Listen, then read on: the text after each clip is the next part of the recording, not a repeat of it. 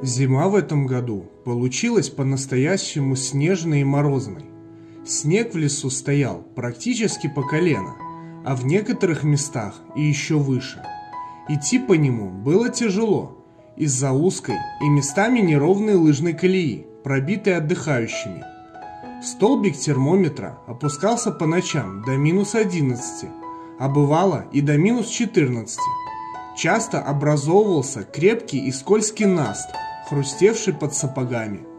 Предновогоднее настроение витало в воздухе.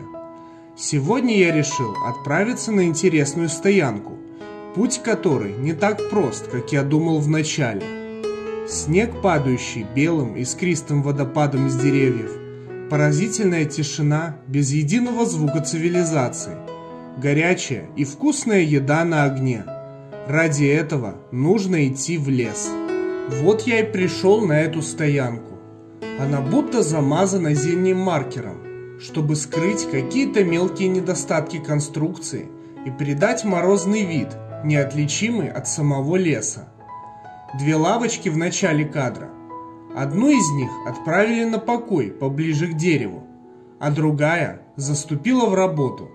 Зима – это всегда проверка на прочность не только людей, но и лесных обитателей.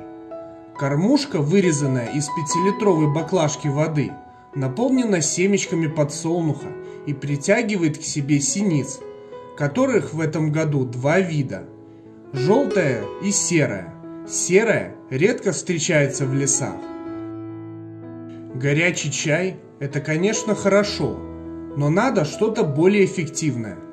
Попытаюсь сделать мини-надью из 3 бревен. У меня все получилось, но времени я потратил немало.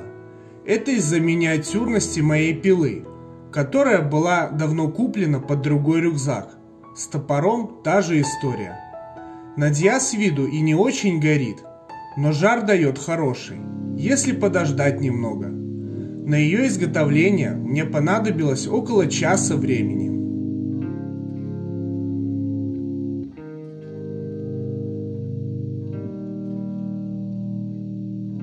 После физических нагрузок надо и подкрепиться. Приготовлю я сегодня походный жульен с грибами. В форме для запекания обжариваем на подсолнечном масле лук и чеснок. Добавляем грибы по своему вкусу.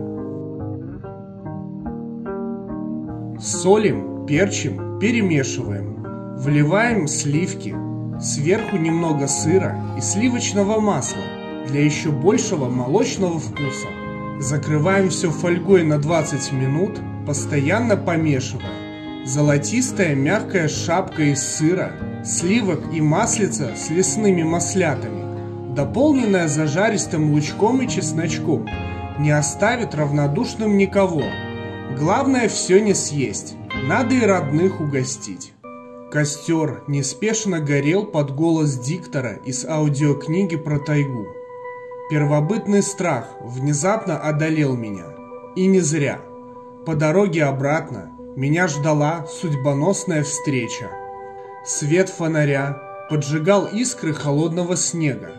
Они горели краткими всполохами, освещая мне путь. В абсолютной тишине была пройдена почти вся дистанция пути домой. Как внезапно стену лесной тиши разрезал острый вой. Это был комендант леса, волк.